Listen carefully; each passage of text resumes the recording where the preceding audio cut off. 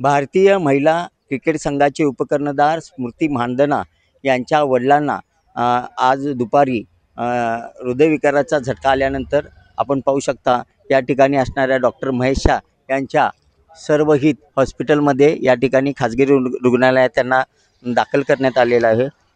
डॉक्टरांच्याकडून त्यांची प्रकृती स्थिर आहे असं सांगण्यात येत आहे आणि त्यांच्या सर्व तपासण्या ज्या आहेत महत्त्वाच्या त्या करण्यात येत आहे। एकंदरीत पाहिलं तर सांगलीची लाडकी लेक म्हणून स्मृती मानधना संपूर्ण भारतात ओळखलं जातं, जगभरात ओळखलं जातं। आज या स्मृती मानधनाचा विवाह सोहळा पलाश मुच्छल यांच्याशी आज होणार होता। सायंकाळी 3:30-4च्या दरम्यान या विवाह सोहळ्याला सुरुवात होणार होती। काल गेले 2 दिवस झाले मेहंदी असेल, हळद असेल आणि इतर जे कार्यक्रम आहेत ते सर्व पार पडले होते।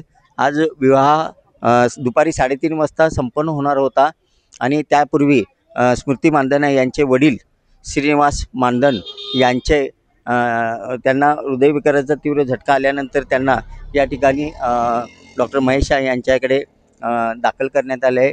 डॉक्टर त्यांची सर्व तपासणी करत आहेत।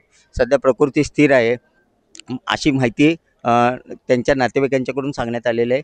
तर दुसरीकडे स्मृती मानधना यांच्या नातेवाईकांच्याकडून अशी माहिती समोर आलेली आहे, जोपर्यंत वडिलांची तब्येत ठीक होत नाही तोपर्यंत या लग्न सोहळा जो आज होणार होता तो पुढे ढकलण्यात आल्याची माहिती नातेवाईकांच्याकडून देण्यात आलेली आहे।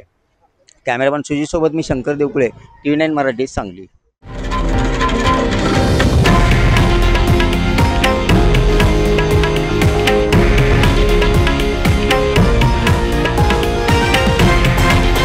हे आहे देशातील नंबर 1 न्यूज नेटवर्क आणि आपण पाहत आहात TV9 मराठी, एकमेव।